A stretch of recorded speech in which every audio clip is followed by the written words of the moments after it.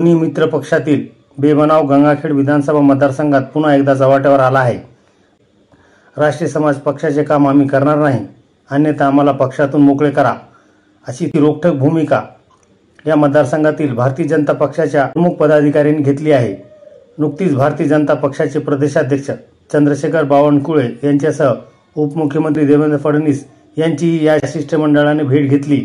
गंगाखेडचे आमदार रत्नाकर गुट्टे यांच्या संदर्भात तीव्र नाराजी व्यक्त करत ही जागा भाजपने लढवावी असे साकडे या कार्यकर्त्यांनी पक्ष नेतृत्वाकडे घातले। तथापि पक्ष नेतृत्वाने ही भावना अधिक गांभीर्याने न घेतल्याने या पदाधिकाऱ्यांमध्ये नाराजीची भावना व्यक्त होत आहे। प्रमुख पदाधिकाऱ्यांसह गंगाखेड, पालम, पूर्णा या तिन्ही तालुक्यातील काही प्रमुख भाजप कार्यकर्ते या शिष्टमंडळात होते।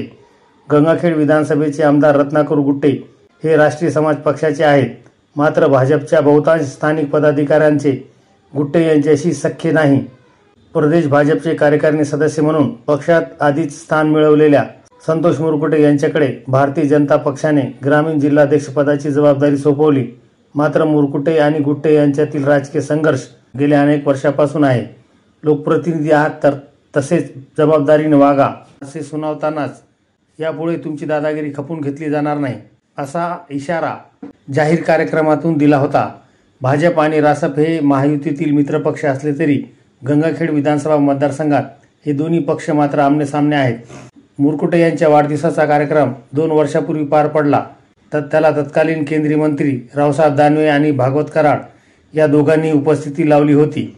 या दोन्ही नेत्यांनी गंगाखेडची जागा भारतीय जनता पक्षाला सोडून घेण्याचा शब्द तर मुरकुटे यांना दिलाच होता, पण त्यांना कामाला लागा असा संदेश देत या मतदारसंघात उद्याचा आमदार हा भाजपचा असेल असे वक्तव्य केले होते। त्यानंतर पुन्हा जेव्हा प्रदेशाध्यक्ष बावनकुळे यांना गंगाखेडबाबत माध्यमांनी विचारले तेव्हा त्यांनी गुट्टे यांच्या समर्थनार्थ वक्तव्य केले होते। त्यानंतरही भारतीय जनता पक्ष व रासप यांच्यात अनेकदा संघर्षाचे खटके उडाले।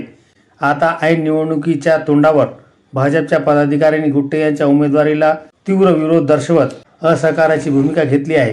गंगाखेडची जागा कोणत्याही परिस्थितीत राष्ट्रीय समाज पक्षाच्या तावडीतून सोडून भाजपने लढवावी। सक्षम असणारे तसेच जाती समीकरणात प्रभावी ठरणारे उमेदवार या मतदारसंघात भाजपकडे आहेत। असे असतानाही रासपचे काम आम्ही कशासाठी करायचे?